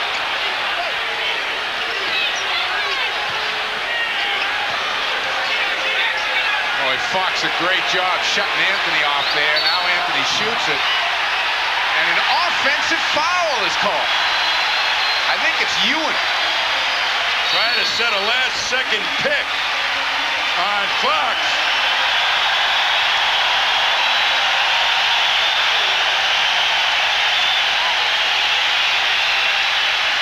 Third foul on Ewing.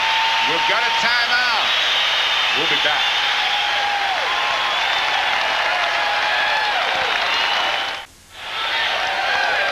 (87-86), Celtics by 1. Their first lead of the game coming here late in the fourth quarter. Tom, you talked earlier about wearing down Patrick Ewing. Well, he scored 14 points in the first quarter, 7 in the second, 6 in the third, and has yet to score here in the fourth. So when you work him real hard, he really has problems at the tail end of the ballgame. Reggie spins on Wilkins. Can't get it down. Pinckney, though, is there for the board. Second chance. Got it! 31 for Reggie Lewis, and the Celtics have a 3-point lead.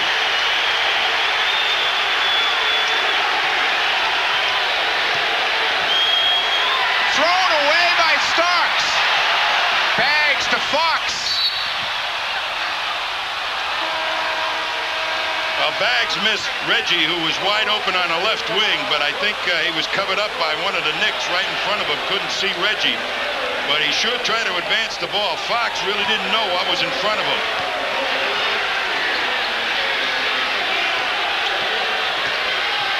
Mark Jackson to the hole, no, and Parrish in traffic for the rebound. Up to Baggs. Trying to find Pinckney, and Ewing picks it off. Gets it ahead to Starks. Not a bad idea. Just couldn't pull it off. 3:35 to go. Boston by 3. Starks misses the jump shot. And I think they got Ewing on a push.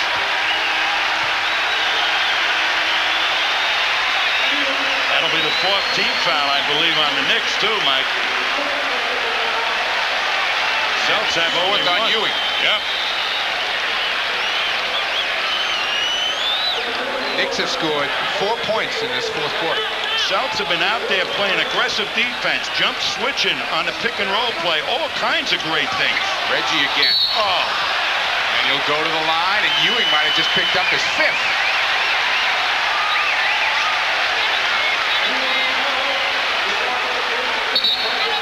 Yep. Ewing's got his palms up right now, but boy, he just rammed right into Reggie when he's taking the shoot at the shot. Patrick saying that's 5 fouls, man. You can't call 5 on me.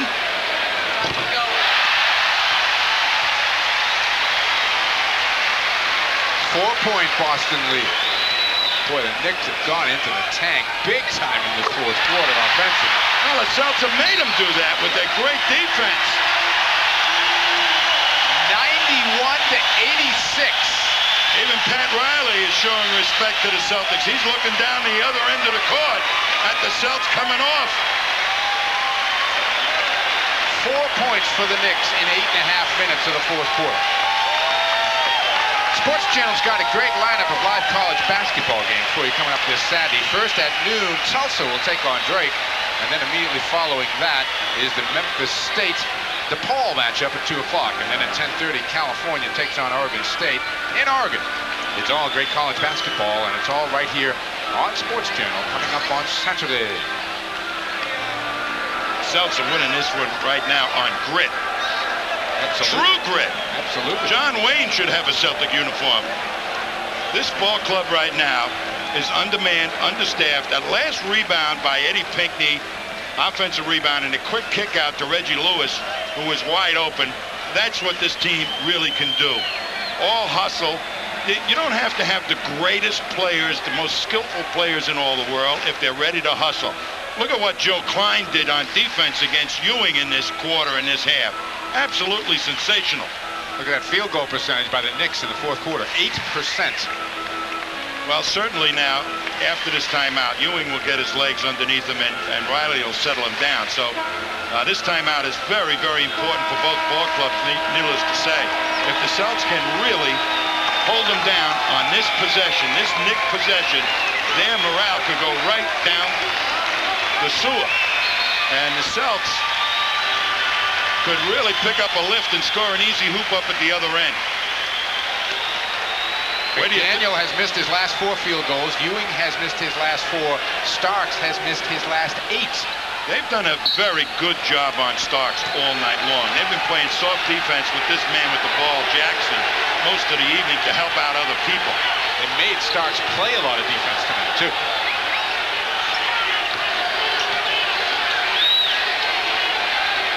Looking for Ewing, Parrish denying. Ewing turns, 5 on the shot clock. Gives it up to Jackson, who throws it up off the side of the glass. My goodness. Up to Bags. John takes it. That was not a good shot by Bagley, even though it appeared to be open. Xavier McDaniel, little pump face, and hits a jump shot. 13 for Xavier McDaniel. 3-point game, 2:25 to go. Boston the ball in the lead. Well, there's 2 options, Gamble and Reggie Lewis. But Gamble has got Starks on him.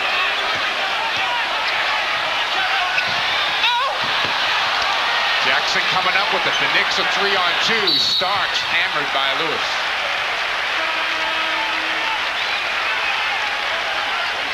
Reggie taking his 4th foul rather than give the leg. Sure was, and it's only his 2nd team foul by the Celtics, so rather smart by Reggie, as they still have 1 to waste with 9 seconds before they go into the 2-minute mark.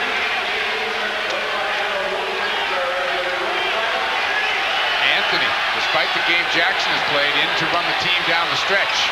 Wilkins will go to the line. Well, Pat Riley straightened their heads out during that timeout. They have things going to the hoop right now, which is what you really want to do under these circumstances. Ed Pinckney picking up the foul, his 4th, with 2 minutes straight up to go in the game. Pat Riley over talking with Mark Jackson. There's been a lot of controversy in New York about the fact that Greg Anthony was on the floor for the final minutes of just about every ball game. Wilkins, it appeared, may have lost the contact on it. I believe the reason is that they feel Anthony is a better outside shooter than Mark Jackson. Although Mark Jackson tonight, when they played soft off him, really made the Celtics pay the price. Wilkins trying to save his contact. For yet another day. But can he shoot free throws without it? Let's hope not. Knick fans tonight will rise up and revolt on that statement.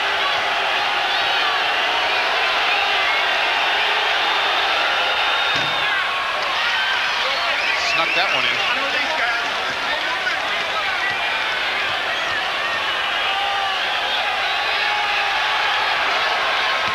Gets that one. It's a 1-point game. Anthony jumps out on Bagley. Needless to say, the Celtics really got to get something going here. Reggie Lewis, baseline jumper, long with it. Eddie Pinckney for 2. Eddie is scrapping, and Joe Klein was scrapping. Beautiful, Eddie. 8 points for Pinckney. Anthony wanted to go into Ewing. Gerald Wilkins again. Parrish the block, and Pinckney the board. Gets it to Bagley. Ahead to Gamble. 1:22 to go. Boston by 3 in the ball.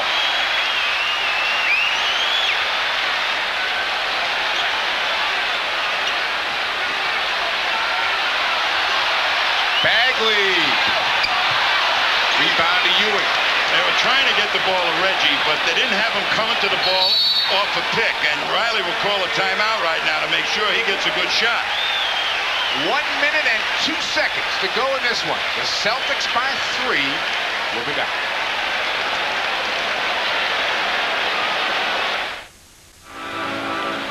.62 seconds to go here in the fourth quarter. The Celtics trailing all night. They lead now, though, by 3. 93-90. The Knicks will have the basketball. Well, the option, obviously, number one would be Patrick Ewing. And the Celtics, I would assume, would be ready to double. When? Let us see. On the pass or on the dribble. The Knicks need a three-point play right now to tie this thing up. They do have some three-point shooters in there. Anthony, Starks, and McDaniel, and Wilkins. So you also might have the penetration, although Jackson is not in there right now to provide that particular option. Anthony to Starks, into Ewing. Blocking foul on Parrish.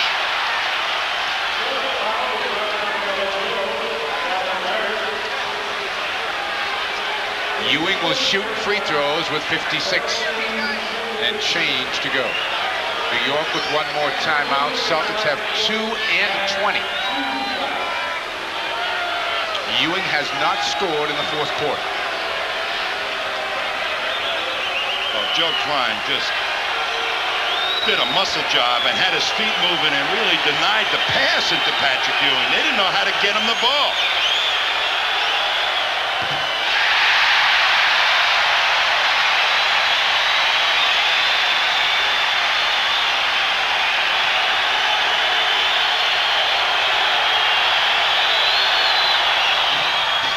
Nearly missed them both.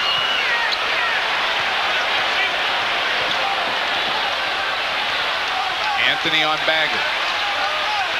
Reggie trying to get free. Wilkins there with him. They clear it out for Reg. He's going to take Wilkins. Kick past Bagley to Gamble. Starks the quick jump out. Into Parrish. 6 on the shot clock. Chief a fall away. Pinckney an offensive rebound. Back up. Tipped in Parrish.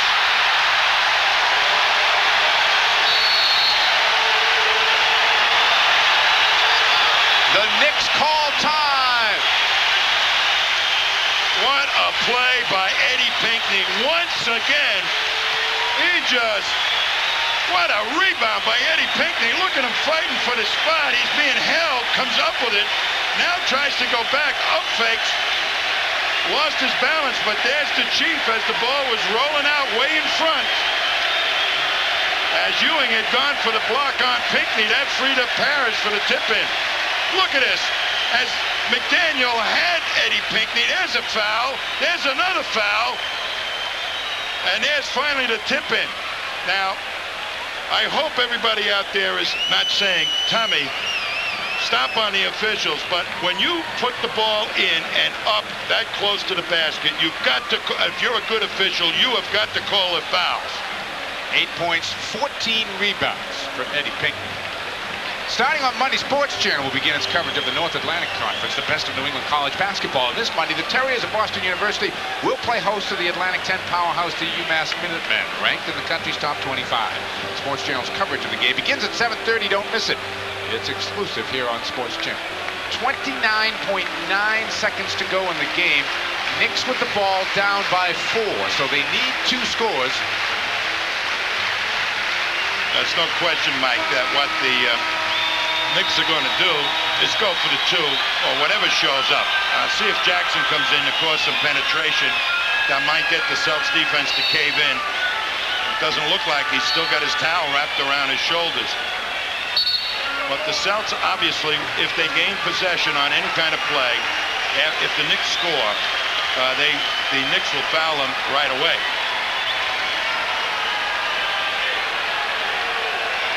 It'll be Nick ball at half court. Starks, Wilkins, Ewing, Anthony, and McDaniel in the game for Pat Riley. All these people that were saying, hey, this ball club, who did they beat on Monday night with the Sacramento Kings? It takes a little while for players to really understand their new roles. They've come very quickly in understanding. Knicks having a hard time getting it in, finally due to Wilkins. Wilkins is going to slash to the hole and get 2. 17 for Wilkins. The quick foul is given on John Bagley. He was looking for an open Kevin Gamble up the floor.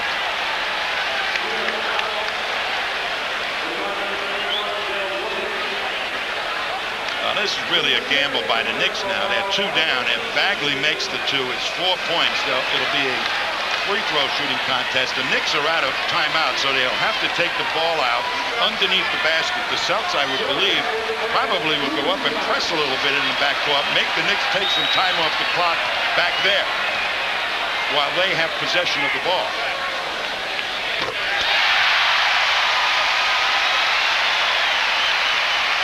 The important one. 96-93. 4-point game. They filter back after he makes the second one. Wilkins again gives it up to Anthony for a 3. Wilkins got away with a push for the rebound. He throws one out and makes it. It's only a 2, however. No timeout. They get it ahead to Bagley. Cross court to Gamble. Back to Pinckney. And Ewing fouls out of the game with 1.1 seconds to go.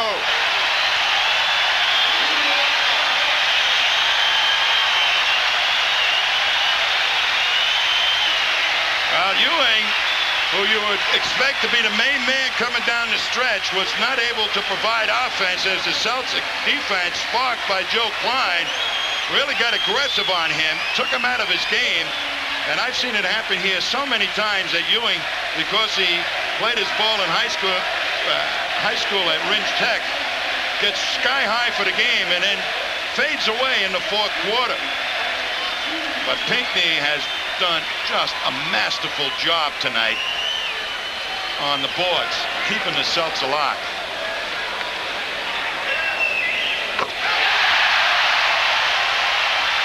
There's no question if he makes this one, it's an impossibility. So make it, Eddie. Send him home happy. He got it.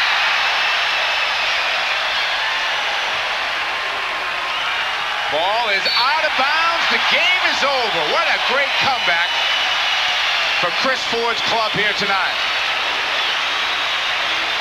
For the second time this week, the Celtics come back in the 4th quarter and tonight knock off the Atlantic Division leading Knicks 99-95.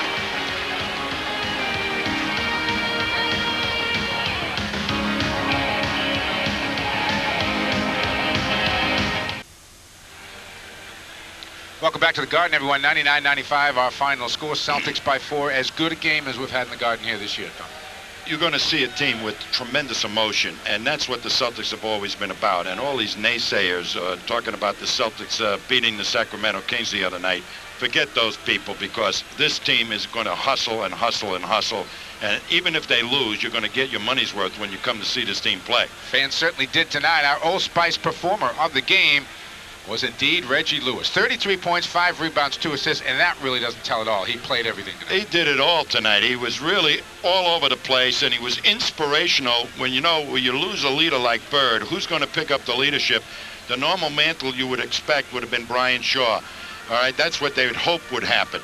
No, Reggie Lewis was the guy, and then some. And our Budweiser play of the game tonight involved Eddie Pinckney and Robert Parrish with the 91-90 at the time. Well, here's what I'm talking about: scrap and hustle and grit. And here's the shot. Reggie really has to take a tough shot against Wilkins. And there's Eddie right in between everybody, comes up with the ball and gets popped right there and scores. That was a big play. Absolutely a big play. Ed Pinckney, an outstanding job here tonight. We'll be back to talk about this on the postgame show. Final score here tonight, Celtics win it by 4. Welcome back once again, everyone, to the Boston Garden, the scene of a great game here tonight as the Celtics knock off the New York Knicks 99-95 to move within one game of the Knicks in the Atlantic Division. And again, as good a win as Boston's had all season. Scrappy win. Yep. And you have to admire this team and Chris Ford, the coach. He made a very important decision here. He put Ricky Green in at the point guard position against Brian Shaw. Now, that's potentially a time bomb ego situation that could develop. But Shaw did not produce in the first half, and Chris Ford went with another guy, and that's what who did produce. And Bagley was really very good in this ball game. So Chris Ford is going to pull out all the stops, and you better produce. And Brian Shaw right now, he can't sulk, he can't get unhappy. He's got to go out there and just start playing the basketball the best way he knows how. And get out of this funk that he's in. And this is a team, I think, tonight that, again, in the past, and it's an easy, I won't call it a trap to fall into, but in the past often looked to Larry Bird to provide the emotional spark. Now are a very fun and emotional bunch to watch play. Because Bird and McHale didn't have great foot speed and mobility, the team was really never able to go out and pressure people and get aggressive on defense. They played these rotating defenses, and Bird, to disrupt it with his intelligence, stepping in passing lanes and picking off things. But these guys are going to be physical because they all can move their feet.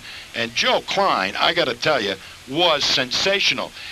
You have a great player like Ewing that most franchises count on delivering you to the promised land in the second half. Joe Klein buried him with the Red Sea, I'm telling you right now. Great effort by Joe Klein here tonight. More on the postgame show in just a minute.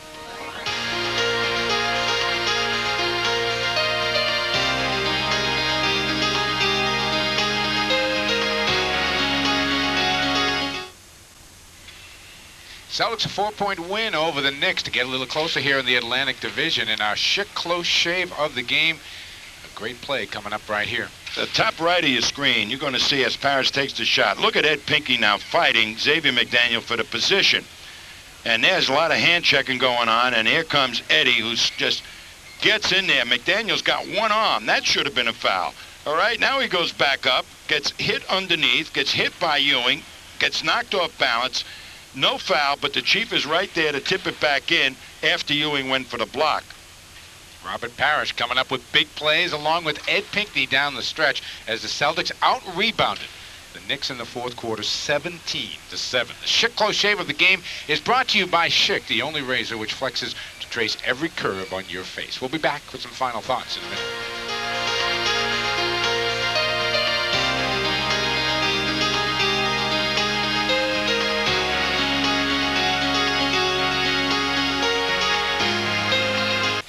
99-95 final score here at the Garden tonight. And a reminder that guests on Sports Channel receive a gift from RCA, changing entertainment again. And so it's going to be a heck of a game, I know, Saturday night down at Madison Square Garden when these two get together again. But the Celtics have one more here on Sports Channel in between, Minnesota Friday night. I think this team will approach that game in a proper spirit, not to get so sky high after beating the Knicks here at home. They're going to stick it to the Timberwolves, I think, emotionally. You know what's going on right here, Mike, is that every great player that has missed or is going to leave a dynasty behind them, the remaining players say, hey, we were part of this thing ourselves, and we want to make our own statement, and they take it as a challenge. And it certainly has been a challenge to these young players, Reggie Lewis and Kevin Gamble, who incidentally played some pretty good defense tonight against Xavier McDaniel. Those young players are stepping up right now. Give them a couple of days, maybe a week, 10 days to really get themselves in sync, and you're going to see something very interesting. And if Bird and McHale ever do get back, this ball club could really do some serious damage in the playoffs. And again, some nice leadership, I think, being provided by the one old guy who's left. Robert Parrish is playing hard. Absolutely, and they brought him in at the tail end after Joe Klein had really, that's leadership right there. He should get the ML Carr White Towel waving award because he's doing it not only off the bench but on the floor. Great effort by both the Celtics centers here tonight. Let's take a look at some of the numbers from the game. And again, the Knicks, remember, they hit their first 8 shots of the game, was shooting up in the 60s and 70s for a good part of it. But in the fourth quarter, the Knicks were something like 4 out of 18 from the floor as the Celtics really clamped down and held it to 13 points in that fourth quarter. Celtics with 82 shots, making 39 themselves, 21 of 22 from the line for the Celtics, and they win the rebound battle 40-31. Only turn it over 11 times, and gee, it was about 9 minutes left in the game when they made their first turnover of the second half. And assists 18-14. That was another number that was big in New York's favor early on. Scoring for New York, Ewing with 28, Wilkins with 19, Jackson, who for some reason was on the bench down the stretch after playing a brilliant game, had 17, and McDaniel had 13. Mason also chipped in with 10. On the other side, for Boston, Lewis with 33. Big night for Reggie, stepping up. Kevin Gamble off his 34 the other night. Responded again. 2+ points. Who'd you call it? Had McDaniel had what, 17? Yep. And Gamble has 19. So that's an added 2. And Lewis, those 2 guys are going to be the offense for this ball club. And Rick Fox also playing hard with 11. Parrish had himself 10, and Pinckney also had himself 10. Okay, and just a heck of an effort, I think. We're going to have fun broadcasting this ball club without Larry Bird and Kevin McHale, because they're going to be scrappy, aggressive. The defense tonight was unlike any defense we've seen in a long time, because you had people that really could get down and get at people. Okay, let's take a look at what's coming up next here on Sports Channel. Our next Celtic game, of course, will be on Friday night, as we mentioned, as the Minnesota Timberwolves are going to be coming to town. We'll have a chance to see Jimmy Rogers for the first time, and the Celtics also will be anxious to see Jimmy Rogers, too. Our Dunkin' Donuts scoreboard for tonight, we'll take a look around the league at some of the other games that were played. Houston was struggling with Philadelphia was struggling with Houston last we heard, and I think Houston pulled that one out. There it is. No, Philly did. 114-104, the final score. 10-point win for the 76ers. Chicago came back against Miami to win, or they're up by 3, 107-104. That one's in the fourth quarter. Minnesota and New Jersey, the Nets getting a win, 103-97. Detroit now opening it up, and they win it by 19 over Sacramento, 114-95. 104-102. The Clippers, a 2-point win over Indiana. Boy, the Pacers continue to struggle, and San Antonio has a 15-point bulge on the Lakers. They are in the third.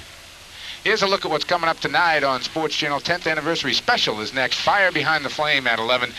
Triumph Golf away at 11:30, and then Ski Quest comes along at midnight. Final score here from the Garden, 99-95. Celtics win it by 4. For Tom Heinsohn, I'm Mike Gorman. See you Friday, everybody.